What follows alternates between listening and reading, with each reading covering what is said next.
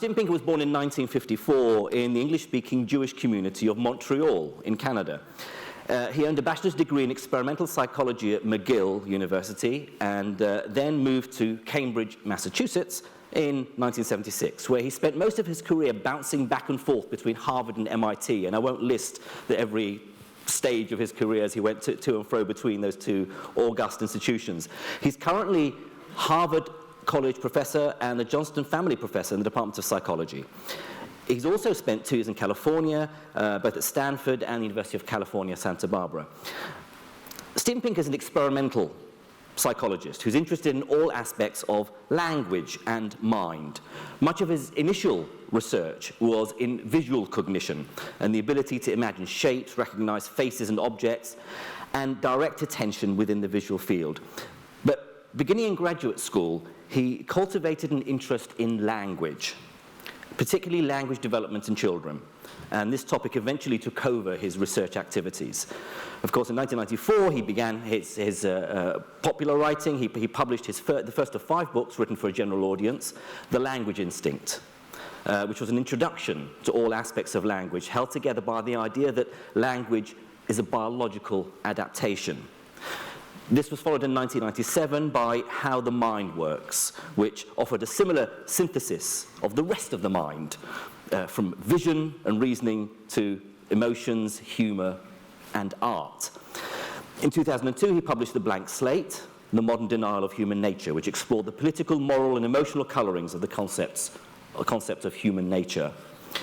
The Stuff of Thought, Language as a Window into Human Nature, published in 2007, discussed the ways in which language reveals our thoughts, our emotions, our social relationships. And of course, his most recent book, the subject of his lecture tonight, The Better Angels of Our Nature, Why Violence Has Declined, was published in 2011. Stephen is the chair of the usage panel of the American Heritage Dictionary. He served as an editor or advisor for numerous scientific, scholarly, media, and humanist organizations, including the American Association for the Advancement of Science, the National Science Foundation, American Academy of Arts and Sciences, the American Psychological Association, and the Linguistic Society of America. He's won many prizes and awards for his books, including the William James Book Prize 3 times, the Los Angeles Times Science Book Prize, and many others. He's also a Humanist laureate, the 2006 Humanist of the Year.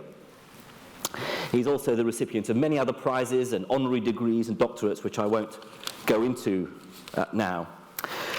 Stephen lives in Boston and in Truro with Rebecca Neuberger-Goldstein, who's also here this evening. I think I'm right in thinking you have been dubbed America's smartest couple. I think that's a wonderful title. Ladies and gentlemen, I think without further ado, please join me in welcoming the 2013 Voltaire lecturer, Professor Steven Pinker.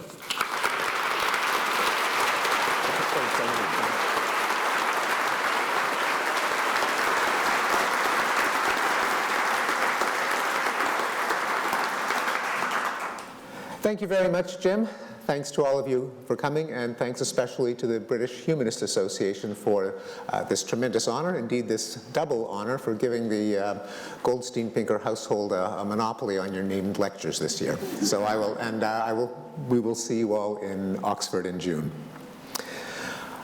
Believe it or not, and I know most people do not, violence has been in decline for long stretches of time, and today we may be living in the most peaceful era in our species' existence. The decline of violence has not been steady, it has not brought rates of violence down to 0, and it is not guaranteed to continue. But I hope to persuade you that it is a persistent historical development, visible on scales from millennia to years, from wars and genocides to the treatment of children and animals. I'm going to walk you through 6 major declines of violence, try to identify their immediate causes, that is, particular historical events of the era, and then try to tie them together in terms of their ultimate causes, that is, general historical forces interacting with human nature. The first decline of violence I call the pacification process. Until around 6,000 years ago, humans everywhere lived in anarchy, without central government. What was life like in this state of nature? Well, this is a topic that thinkers have pondered literally for centuries, if not millennia. In 1651, Thomas Hobbes famously wrote that in a state of nature, the life of man is solitary, poor, nasty, brutish, and short. A century later, Jean-Jacques Rousseau countered that nothing can be more gentle than man in his primitive state. Well, both of these men were talking through their hats. Neither of them had any idea what life was like in a state of anarchy. But today we can do better, because there are two sources of evidence on rates of violence in non-state societies. The first is forensic archaeology. You can think of this as CSI Paleolithic.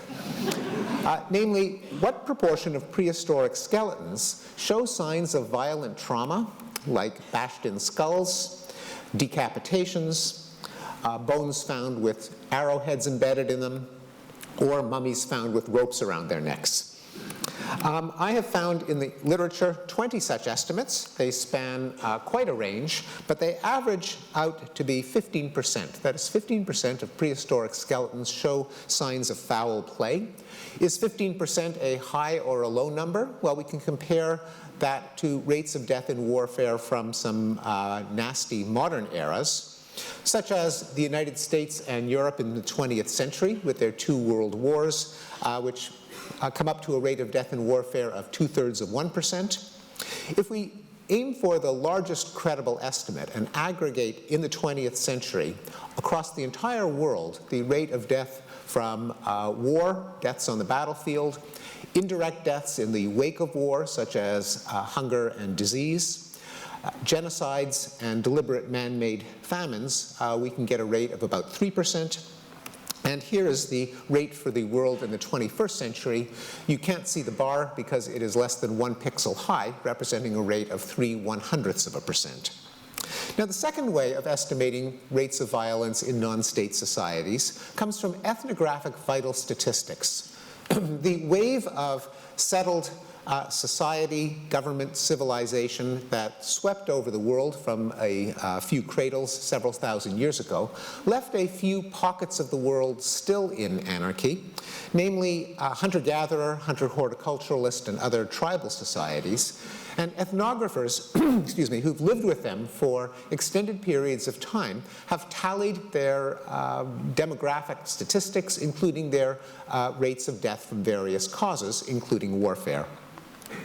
Here we see 27 estimates, and again they span quite a range. I've plotted them in the conventional statistic for violence of war deaths per 100,000 people per year, and they average out to 524 deaths per 100,000 per year. That is, every year 1/2 of 1% of the population is felled in warfare. Again, is 524 a high or a low figure? Let's compare it to some notoriously violent states in their most violent centuries, such as Germany in the 20th century with its 2 world wars, which comes in at a rate of about 150. Russia in the 20th century, 2 world wars and a very bloody civil war with a rate of 144. Japan in the 20th century, a world war that ended in not 1 but 2 nuclear strikes with a rate of 27.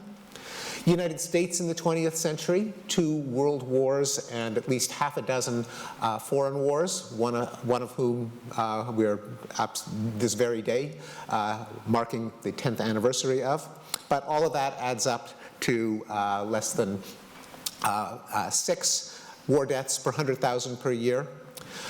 If we strive for the highest estimate that we can for the world as a whole, again aggregating the direct and indirect deaths from war, the man-made famines, and the genocides, we can get a rate of about 60.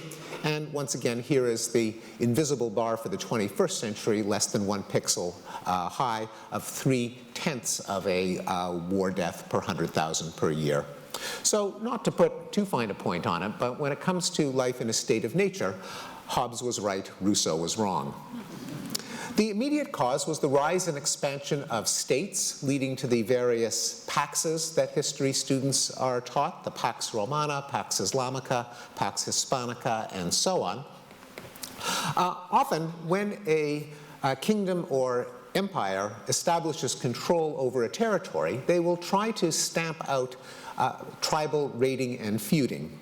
Not because the early kings and emperors had a benevolent interest in the welfare of their citizens, but rather because tribal raiding and feuding are a big nuisance, for the same reason that a farmer has an incentive to prevent his livestock from killing each other. Namely, he doesn't care about their disputes, but it's just a dead loss to him. So the first kings and emperors wanted to keep the people alive to supply them with soldiers and taxes and slaves. The second historical decline of violence can be appreciated by pondering this woodcut showing a typical day in the life in the Middle Ages. And the process that brought this mayhem under control has been called the civilizing process. It turns out that in many parts of Europe, homicide statistics go back literally centuries, and historical criminologists have plotted them over time. Here we have a number of estimates of the homicide rate in various parts of England, from 1200 to 2000, plotted on a logarithmic scale from 1/10 of a homicide per 100,000 per year to 1 to 10 to 100. And as you can see, these data, mainly from Manuel Eisner at the University of Cambridge, show that there's been a massive decline in the rate of English homicide. A contemporary Englishman has about 1/35 the chance of being murdered as his medieval ancestor. This is a process that took place not just in England, but everywhere where we have statistics in Europe, including Italy, the Netherlands, Germany, Switzerland, and Scandinavia. Here I've averaged those 5 curves to show you the decline as a whole for Western Europe. And for the sake of comparison, I've also plotted that 524 per 100,000 per year figure for non-state societies. This gap is what I call the pacification process. This further decline, the civilizing process. The name comes from a classic book by the German sociologist Norbert Elias, who argued that during the transition from the Middle Ages to modernity, there was a consolidation of central states and kingdoms out of the medieval feudal patchwork of principalities and baronies and duchies. With it, criminal justice was nationalized, and the constant feuding and brigandage and warlording of medieval knights gave way to the king's justice. Also during this era, there was a growing infrastructure of commerce. There were financial instruments such as money and contracts that could be recognized within the borders of the newly consolidated states. And there was a growing physical infrastructure of commerce, such as better roads and carts and instruments of timekeeping. As a result, zero-sum plunder began to give way to positive-sum trade. And that's a point that I'll return to at the end of the lecture. The third decline of violence can be appreciated by recalling some of the ways in which the first kingdoms kept law and order within their borders, namely cruel, vicious forms of corporal and capital punishment, forms of torture execution, such as breaking on the wheel, burning at the stake, clawing with iron hooks, sawing in half, and impalement. But in a process that has been called the humanitarian revolution, country after country abolished the use of torture as a form of criminal punishment in a cascade that was centered in the second half of the 18th century.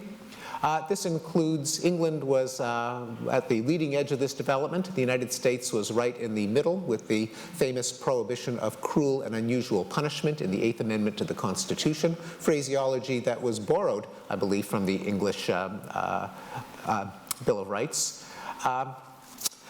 Also, during this era, there was a rapid abolition of the profligate use of the death penalty for non-lethal crimes.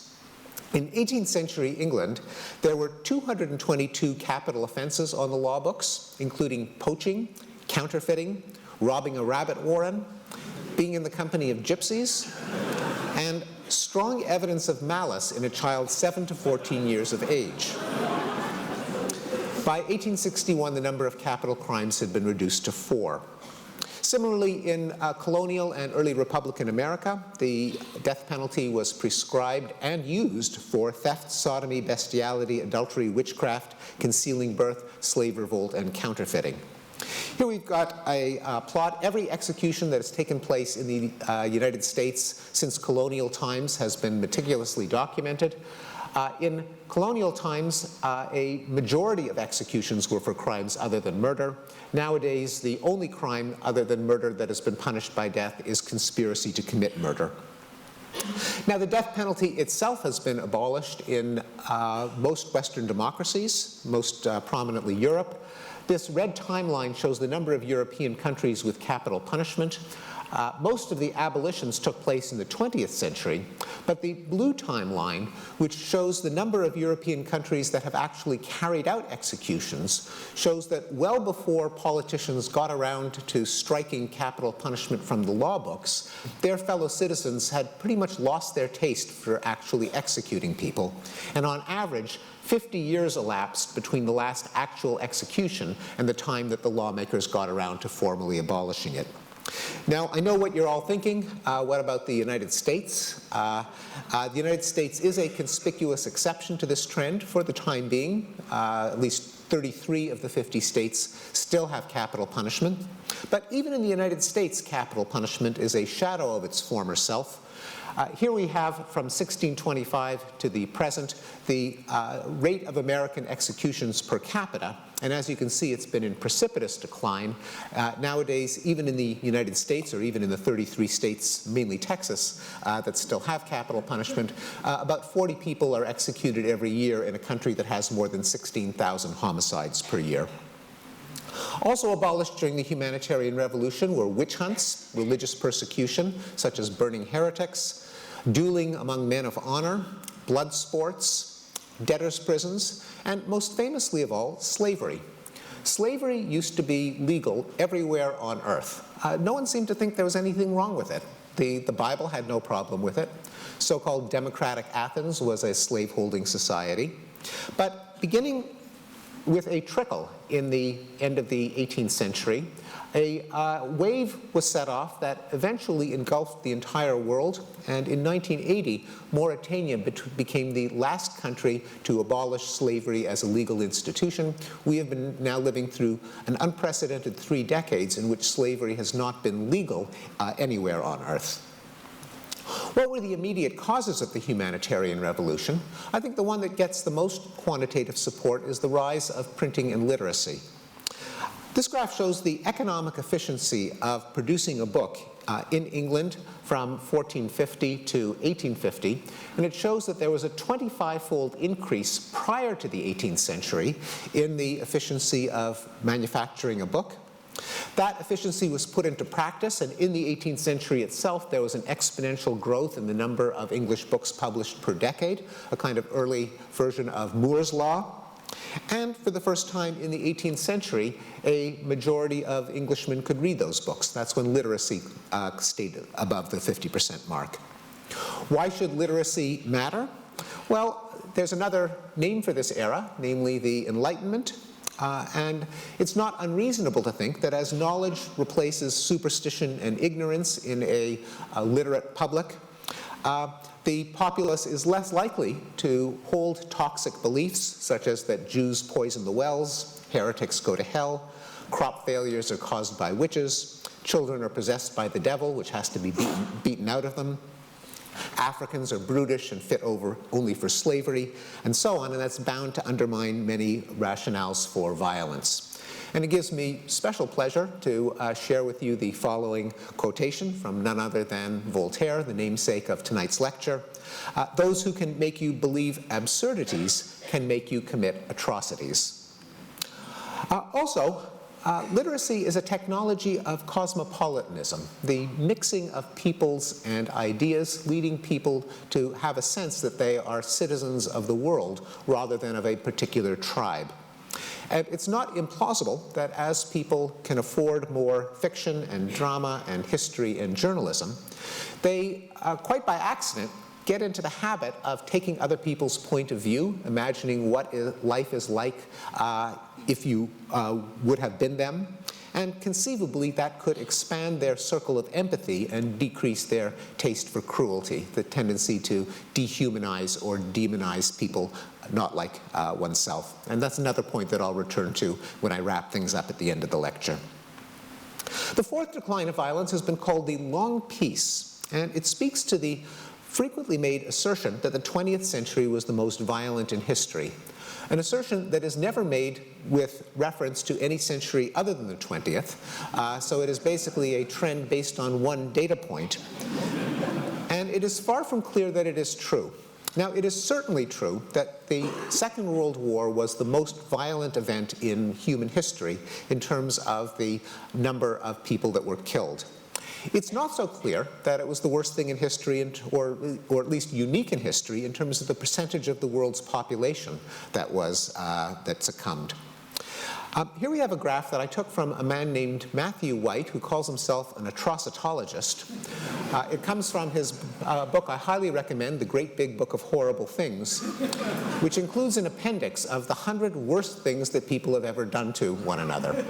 And I have scaled his top 100 atrocities by the population of the world at the time and plotted them on a graph from 500 BCE to 2000 CE on a logarithmic scale.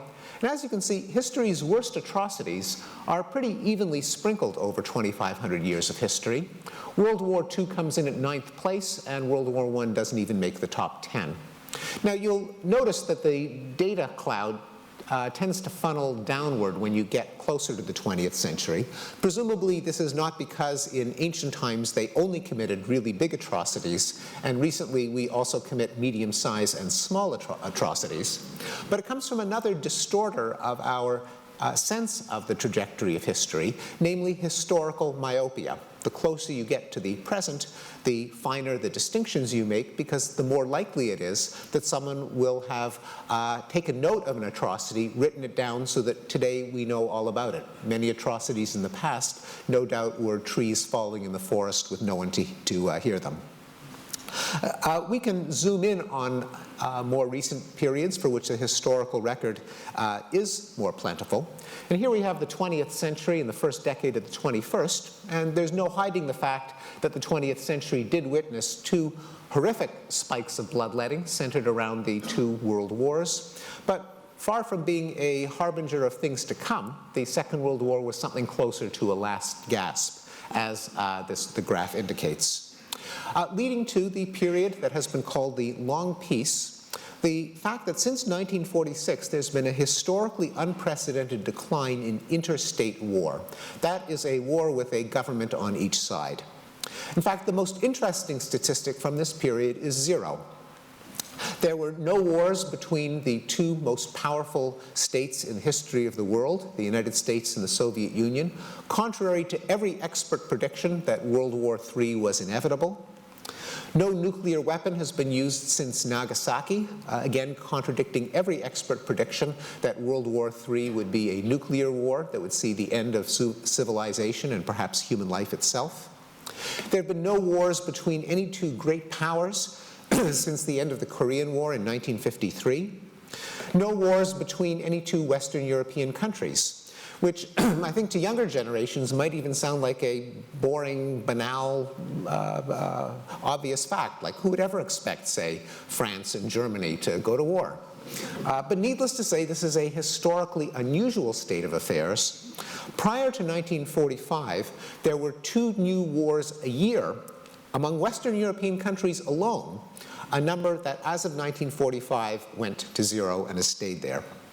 And there have been no wars between developed countries. That is, the 40 countries with the highest GDP per capita have not gone to war since 1945. Again, that seems almost banal. We think of wars as things that take place in those poor, undeveloped parts of the world. But for most of human history, it was the big, rich, developed states that were constantly at each other's throats. And because big, rich countries can afford big, powerful armies, they can do an awful lot of damage. Well, what about the rest of the world? In a development that I call the New Peace, the Long Peace seems to be spreading to the rest of the world. Now, recall that since 1946, there have been far fewer interstate wars, country against country. There have, however, been more civil wars. As newly independent states, often with inept governments, had to defend themselves against insurgent movements, with both sides armed, financed, and egged on by the Cold War superpowers. But after the end of the Cold War, the number of civil wars declined too. So this leads to the question, which wars kill more people? The old-fashioned wars between countries, or the newfangled wars within a country, the civil wars that rose and fell in the post-war era? And this graph shows the answer. First, I'm showing for each decade since the 1950s, the rate of death from interstate wars, government against government, which, as I've mentioned, has shown a precipitous decline. Here we have the rate of death from internationalized civil wars, that is, civil wars in which a third power, like the United States or Britain, butts in on the side of the government.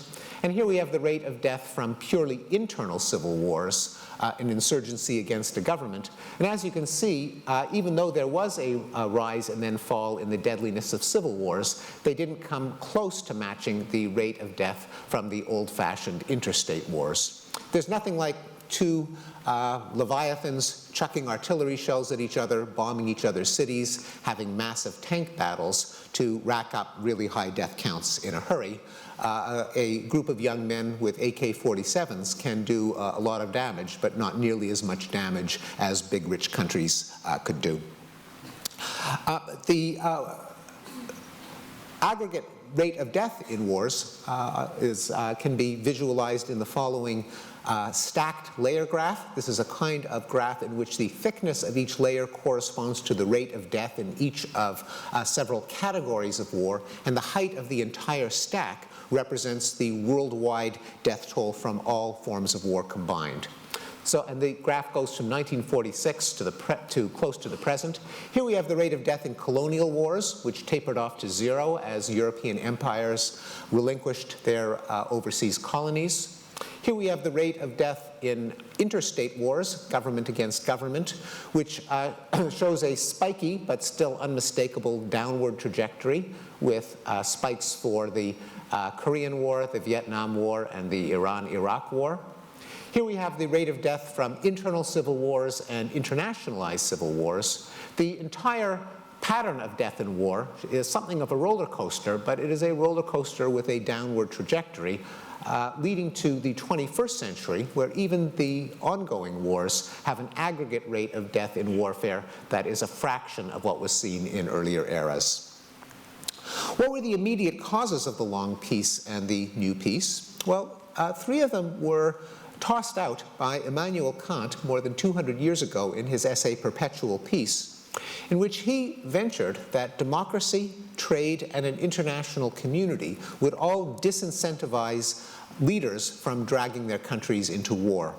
More recently, the political scientists Bruce Russett and John O'Neill have tested Kant's hypothesis in a massive regression analysis and have shown that he got it right 3 out of 3 times. All 3 of his putative pacifying factors increased in the second half of the 20th century, and all of them are statistical predictors of a lower chance of military disputes down the line, holding all other factors constant.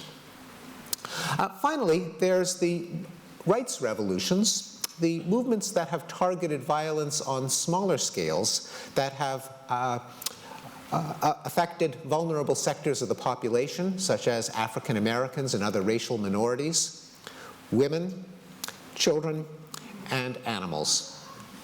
The civil rights movement put an end in the United States to the practice of lynching, which used to take place at a rate of 150 a year at the end of the 19th century. That's 3 African Americans burned or hanged from trees every week.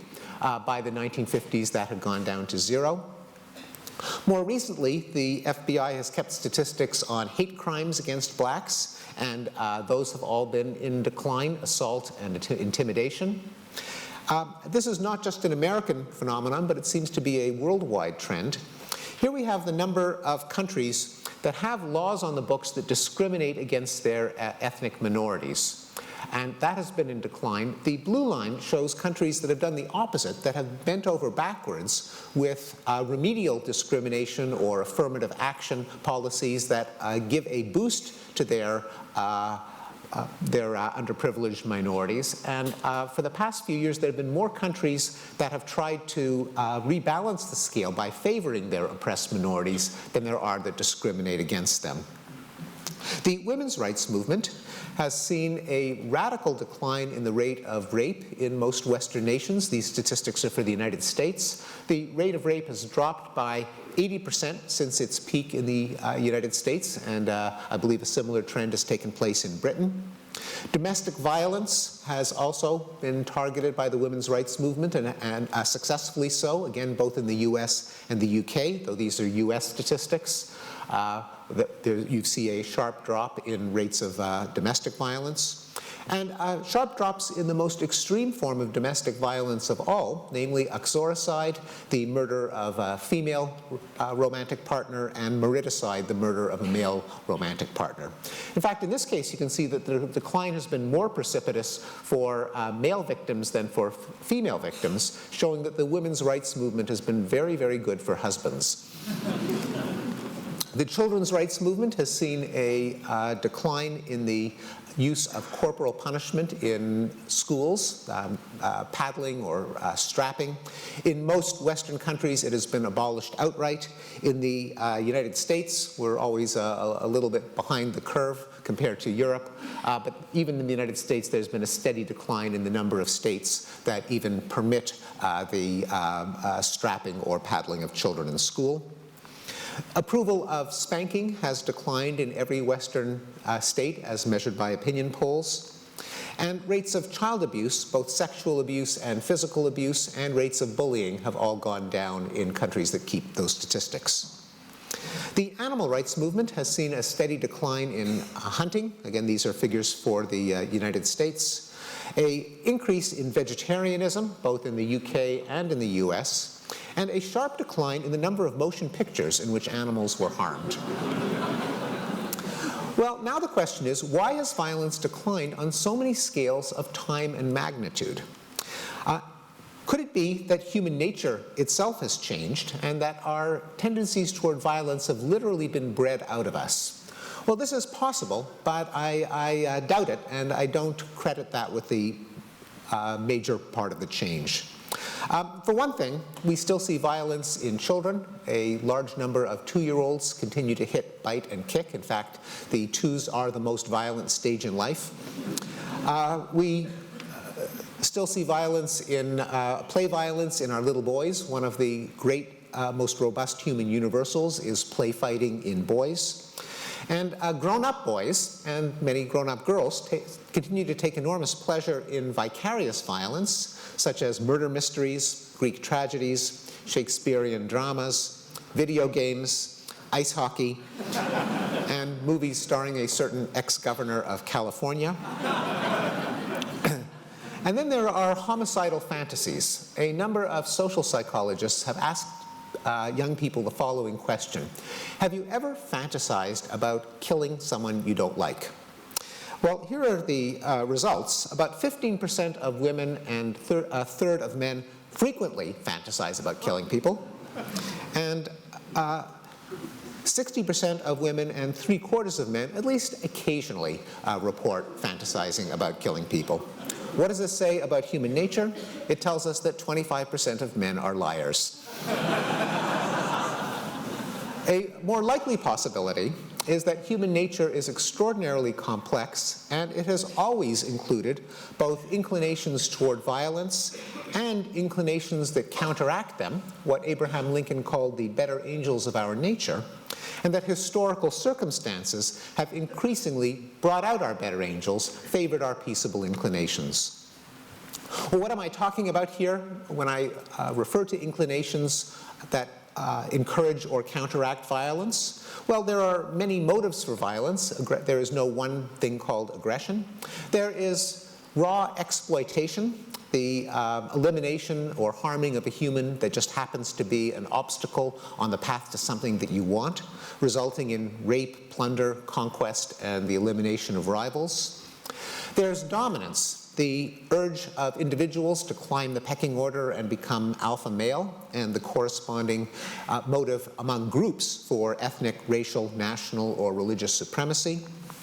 There's moralistic violence or revenge, the conviction that it is not just permissible but obligatory to inflict harm on someone who has committed a sin, resulting in vendettas, rough justice, and cruel punishments. And then there are utopian ideologies, movements like militant religions, nationalism, Nazism, and communism, which justify violence by a kind of pernicious cost-benefit analysis. If you have a vision of a world that will be infinitely good forever, then you can commit as much violence as you want to bring that kingdom of heaven to earth, and you're always ahead of the game. The ends always justify the means. And anyone who stands in the way of this infinitely perfect world is infinitely evil and deserving of arbitrary punishment. As they used to say in Soviet Russia, you can't make an omelet without breaking a few eggs, ignoring the fact that human beings are not eggs. Well, that all sounds pretty depressing, but what did evolution give us on the other side to counteract those inclinations? What are the better angels of our nature? There's self-control, circuitry in the frontal lobes of the brain that can anticipate the consequences of behavior and inhibit our violent impulses. There's empathy, the ability to feel others' pain. There's the moral sense, a system of norms and taboos that regulate what you entertain doing and what just never occurs to you. And there's reason, cognitive processes that allow us every once in a while to engage in objective, detached analyses. The crucial question now is, how do we bring the psychology and history together? Which historical developments bring out our better angels and stay our hands before they can commit acts of bloodshed? The first possibility is that Hobbes got it right when he called for a Leviathan, a state and judicial system with a monopoly on the legitimate use of force.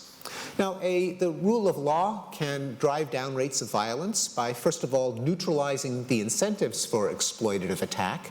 By penalizing aggression, it can cancel out the anticipated gain of a would-be aggressor. And that then has knock-on effects. It calms everyone down because not only are you deterred from attacking your neighbors, but you know that your neighbors are deterred from attacking you. And that means that you are no longer tempted by a preemptive strike. You don't have to wipe them out before they wipe you out. You don't have to maintain a belligerent, macho, tough stance to prove the credibility of your deterrent. And you no longer have to carry out vengeance after the fact because you can outsource your vengeance to a disinterested third party. And that has the additional benefit of circumventing the self-serving biases that social psychologists have shown that human beings are vulnerable to. In any human dispute, both sides always believe that their opponent's attacks are unprovoked aggression out of the blue, whereas their own attacks are justified retaliation after the fact. So no matter how many harms are committed, one side will always count an even number and say that the scales of justice have been balanced. The other side will count an odd number and figure that there's still a score to be settled. If you outsource it to a disinterested third party to mete out the justice, then those cycles of revenge and vendetta and blood feud can be nipped in the bud. The second possibility for a pacifying force is the Enlightenment idea of gentle commerce, du commerce. The principle is that plunder is a zero-sum game. What the victor gets is subtracted from the well-being of the victim. Whereas trade is a positive-sum game, what evolutionary biologists call reciprocal altruism, one in which everybody wins. And as improving technology allows the trade of goods and ideas over longer distances among larger groups of people and at lower cost, it provides more positive-sum games for people to play. That means that it becomes cheaper to buy things than to steal them, and other people become more valuable alive than dead.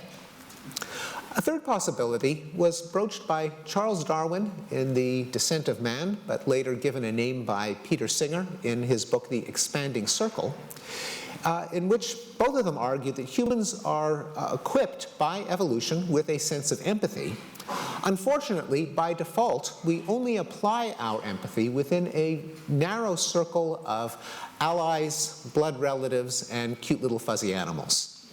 But over the course of history, one can see the circle of empathy expanding from to the village, the clan, the tribe, the nation, other races, both sexes, children, and perhaps eventually other species. Well, this just raises the question of what expanded the circle, and I think that the technologies of cosmopolitanism are a plausible cause. As people travel more, consume more history, more literature and drama, more journalism, they're apt to see other people as having inner lives just as they do. And in fact, there is some experimental evidence from the social psychology lab that when people read or hear the words of a real person, or for that matter, even a fictitious person, they will feel more sympathetic not just to that individual, but to the entire category that that individual represents.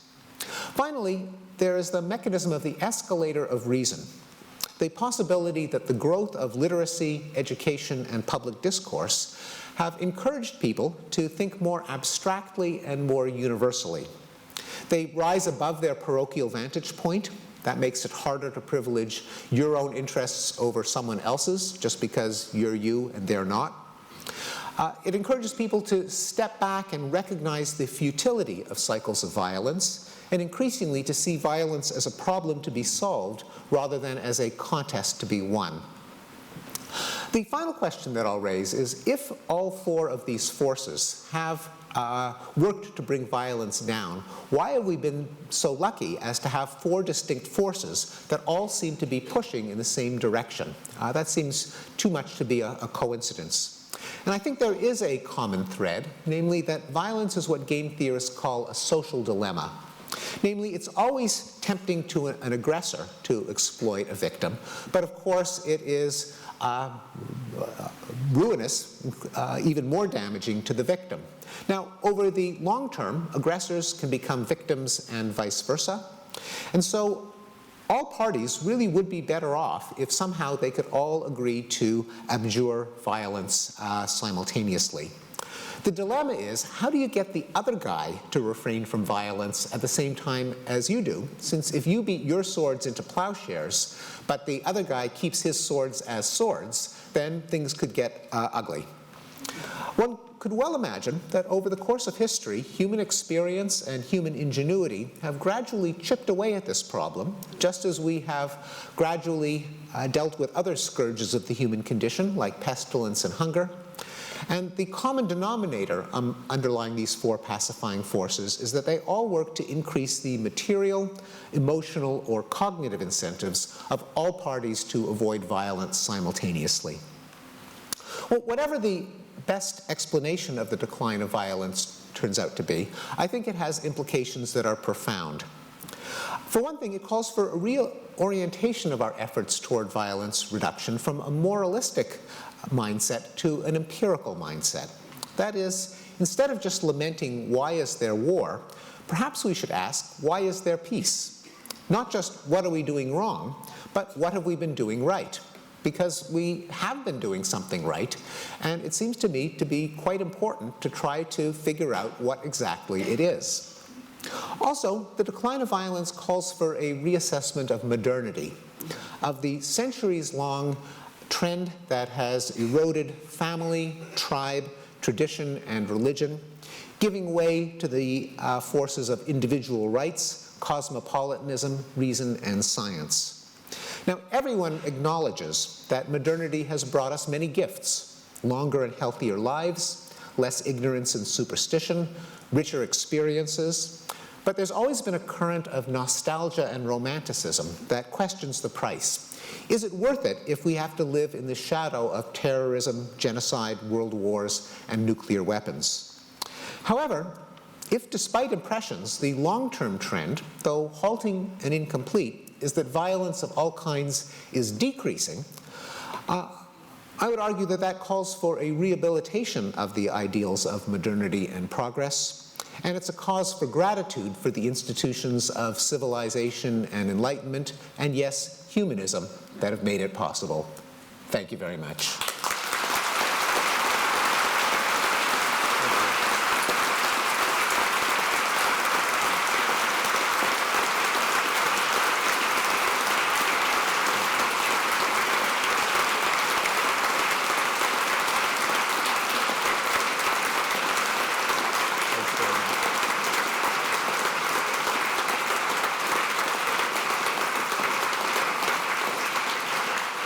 you.